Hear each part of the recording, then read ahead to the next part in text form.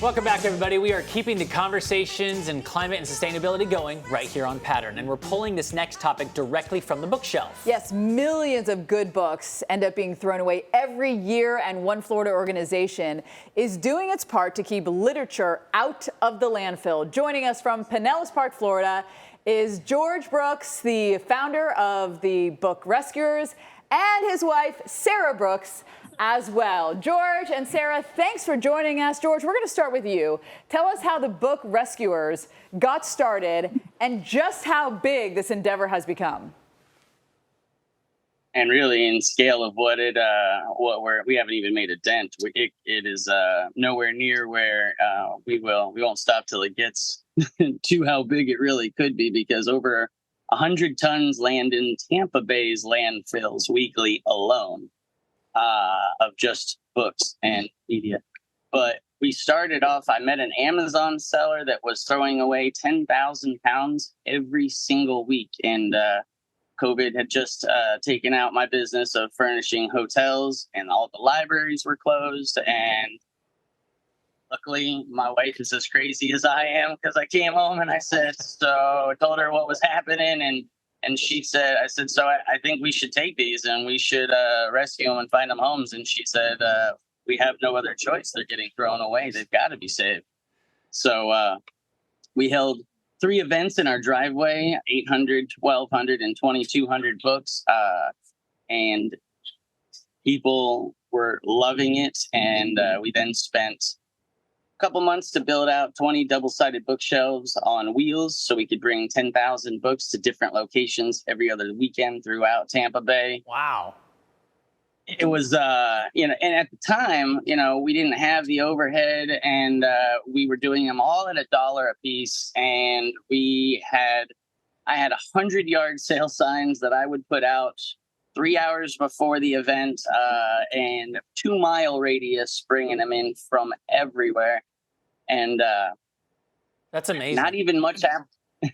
Sorry. I was going to ask Sarah real quick, when you guys talk about just starting out of the garage and now looking at where you're at in this warehouse, how big of a role is the connection with you and the community? I'm assuming a lot. Huge. The community has pushed us, pulled us, made us what we are. Seriously. The community needs the books. It's a shame how many books are getting thrown away, not just in the Tampa Bay area, but across, the United States and the world. If book lovers really knew, they would die. Oh, we get, we wouldn't be here for sure without the community. We have volunteers. There are over 600 hours of volunteers, not including babysitting volunteers, hours to get this current location up and running. And, we are just truly, truly blessed. Anytime we've come across the hurdle, the community has been there for us 100%. And you mentioned that they were all going for $1. Is everything $1? And can people maybe order online to try to get some of these books that you have? So that is the ultimate goal. At first, it was all $1. Once we had to have overhead and warehouse and all that stuff, we're currently in a warehouse, so we were able to save some overhead, and we are now mostly $1, $2, and $3. Basically, kids' books are all $1, and teachers always get half off for their classroom needs. And paperbacks are $2, hardcovers are $3, and if they happen to be vintage, 50 years to 100, they're $5. And then my favorite section is the 100-year-old books, which are nice. $8. That's super cool. Nice. Hey, I have a quick question. We've been looking at some video of these books being chopped up, like by a guillotine. By a guillotine. What is that process?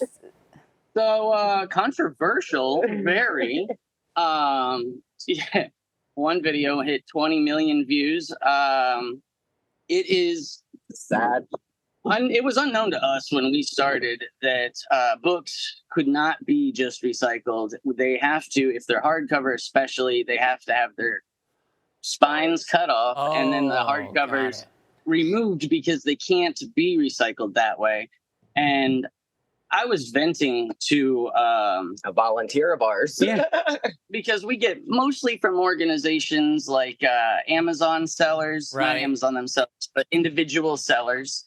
And thrift stores and churches and all these estate sale companies that otherwise would have thrown them away. So anything we saved to all of our You efforts. recycle all those books, right? After you chop them, you can recycle them. Now we can, yes. Nice. We were given a Excellent. guillotine. But we do more than recycle them. We try to upcycle them first. So Perfect. we sell spines by the foot. We try to turn the front covers into canvas or art. And then we Love do it. ephemera packs for like junk journal scrap type of people. So it's the pages within the book. Well, good That job, is you They don't guys. find a Yeah. new You home. You guys are doing great That's work. the best. Yeah, Georgia Sarah Brooks from the book Rescuers, thank you so much for joining us We this morning. appreciate it. Thank you. Something kind of therapeutic about that I process, know, it too. was really cool. So the bill that I'm going to sign today is going to say, basically, take your fake lab-grown meat elsewhere. We're not doing that in the state of Florida. That was Florida Governor Ron DeSantis signing a bill making Florida the first state to ban lab-grown meat. Pattrn is your home for climate change news and information, and we want to make sure you are armed with truthful, scientific information. Around here, we call it Facts Are Facts, so let's get right into it. All right, first fact. Last year, the FDA approved lab-grown chicken in America. Not beef, but chicken, and it's not even sold in stores yet. Only a handful of restaurants carry this chicken. So the question is, why is Florida doing this? This group, the World Economic Forum, they've not only told you that the consumption of meat is, quote, the source of greenhouse gas and climate change. Obviously, they've said that. They also want you to believe that consuming insects is a, quote, overlooked source of protein and a way to battle climate change. Now, I'm sure they'll say, hey, wait a minute, just hear us out before you say yuck. And to that I say, Florida has heard enough on that. One of the things that these folks want to do is they want to eliminate meat production in the United States, or actually throughout the world.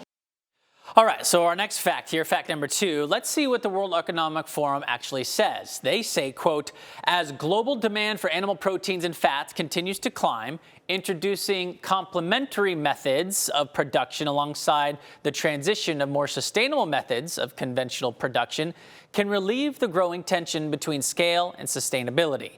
Nowhere on their site does it say that they want to eliminate meat production altogether. But there is an argument to be made to eat a more plant-based diet.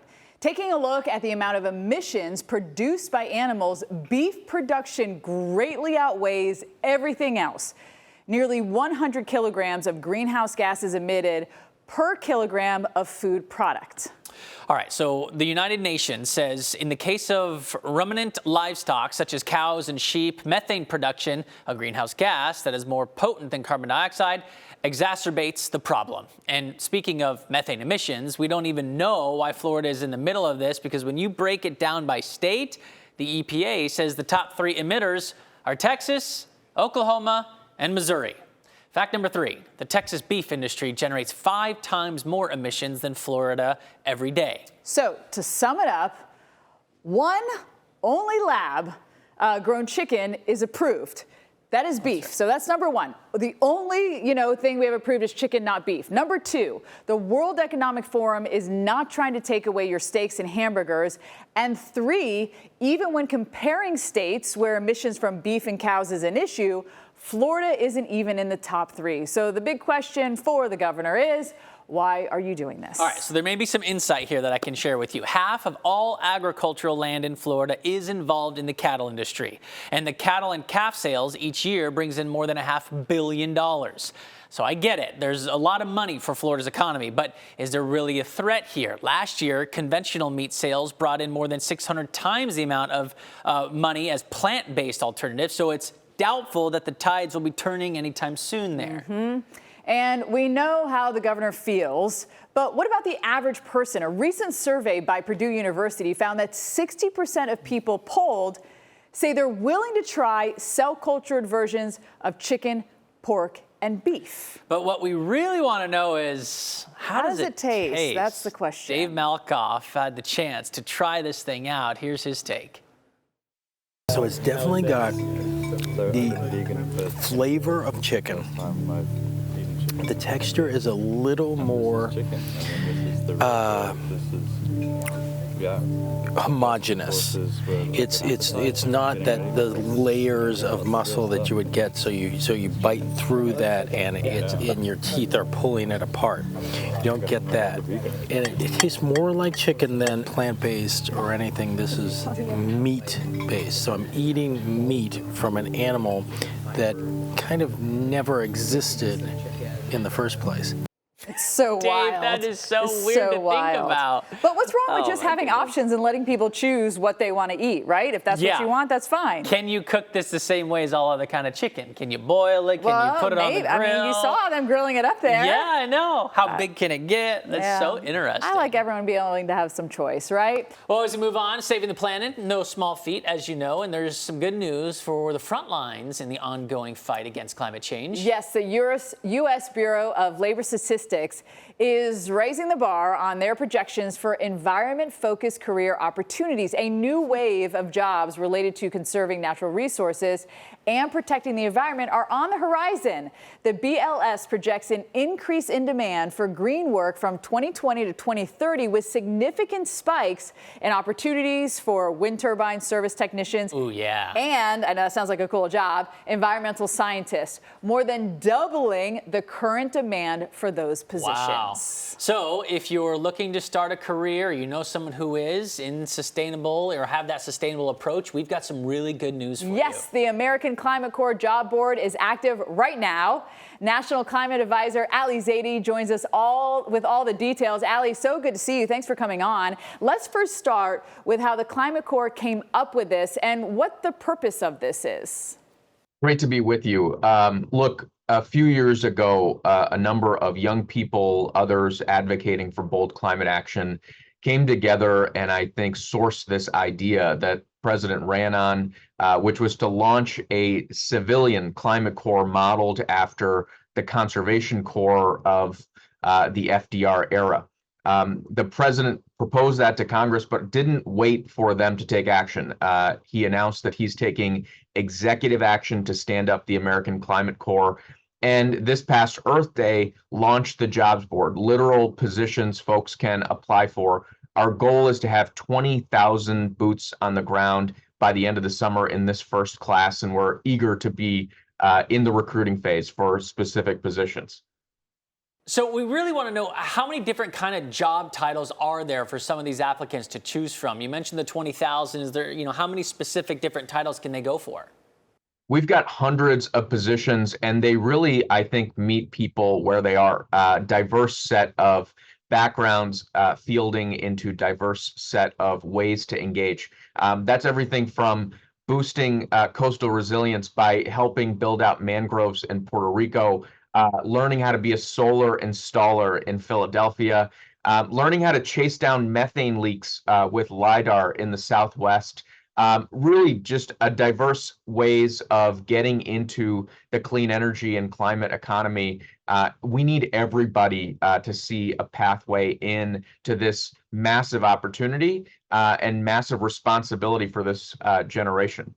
All right, so let's dig a little bit deeper into that and talk about the job requirements, because change is hard for anyone, right? You've done something your whole life and doing a totally different job. People might say, I don't have the education in this or the background or any experience. Do I have to go back to school? Do I need any of that for any of these jobs, or can anyone do it?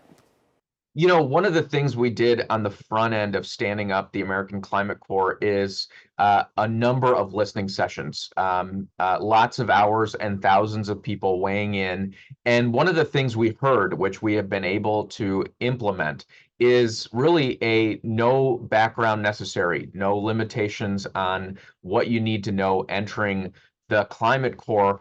This is exactly, I think, the way we need to approach this challenge, taking out the barriers, giving people a low barrier to entry way into this field. And of course, you'll train as you go, but you should also get paid as you train. And that's what the Climate Corps does.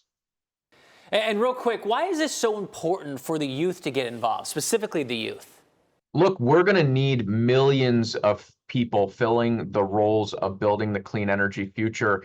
And that's going to be a need that we have over the next several decades. Young people are going to be able not just to do a job in climate, but really have a career in it. So I think that's why we're excited to engage this next generation of workers.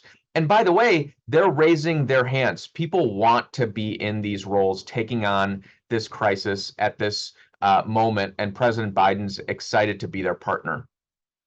Ali, really good to see you. That, of course, is National Climate Advisor Ali Zaidi. Thank you so much for your time. Great to be with you. I mean, I think it's so cool that we have this, and I think this is a future too. So if you set yourself up now and you don't need any of this background, not only are you getting paid while you're learning on the job, right? But you are setting yourself up for a very long career, I feel like, because this is where everything's going. Totally. And if you're like in high school getting ready to go to college, you're trying to think, I don't even know what I I'm want to do. do. Right, that's a lot of us. I mean, this is a kind of a good way to be like, okay, let me test it out. Maybe there's some internships out there to start things off with. Maybe you don't have to go to college. You can go to this trade school to learn about that category. You and I are like wind turbines, so that'd be cool because you can climb up them and do all that. It'd be quite an adventure.